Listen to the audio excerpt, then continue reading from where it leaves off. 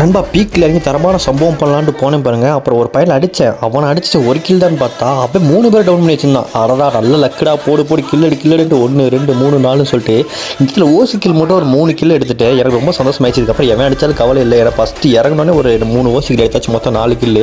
சரி இந்த இடத்துல முடிச்சிடுவேன். திரும்பி பீக்கில் இறங்கி வருவேன் பாருங்க. பைப்பில் என்னை அடிச்சு அங்கேயே இருப்பான். அவனை ஒருத்தர் டவுன் பண்ணி விட்றேன். டவுன் பண்ணி அவனுக்கு கில்லு எடுத்துட்டு சரி லூட் அடிக்கலாமேன்னு சொல்லிட்டு போனால் லாங்லேருந்து அவனை அடிப்பாப்பில். சரி க்ளோவில் போட்டு லூட் அடிப்பான்னு சொல்லிட்டு லூட்டெலாம் அடிச்சிடும். லூட் அடிச்சுட்டு அப்புறம் இங்கே ஒரு ஸ்குவாடே வந்துடும். அதில் பற்றி இப்போ ஒருத்தர் இறங்கியிருப்பான். அவனையும் டவுன் வச்சுருவான். டவுன் வச்சுட்டு சரி வெயிட் பண்ணுவான். பார்த்தா பைப்பில் 2 பேரும் அடிக்க அப்படியே வரிசையாக வருவாங்க. சரி இந்த வாப்பா தம்பிட்டு ஒருத்தன் அடிப்பேன். இன்னொருத்தன் மறைஞ்செல்லாம் வருவான். அவனையும் டவுன் பண்ணிட்டேன். மற்ற 2 பேர் இந்த டவுன் பண்ணிட்டேன். இன்னும் ஒரே ஒருத்தன் தான் இருக்கான். டீமில் வைப் பண்ணலாம் சொல்லிட்டு சரி உள்ளே போய் பார்ப்போம்னு பார்த்தா உள்ளே இருந்தான். சரி அவனையும் அடிக்கிறான். அவன் யாரையும் தூக்கி விட்டான் போல. சரி நான் அவனையும் கிளியர் பண்ணிட்டு சரி அவன் தூக்கி விட்டு ஒருத்தன் தூக்கி விட்டு அவனும் இங்கே இறங்குறான். சரி லாஸ்ட் ஒரே ஒரு பீஸ் தான் நினைக்கிறேன். சரி அவனையும் அடிச்சப்ப டீம் வைப் பண்ணிட்டேன். இது மட்டும் முடியல நண்பா.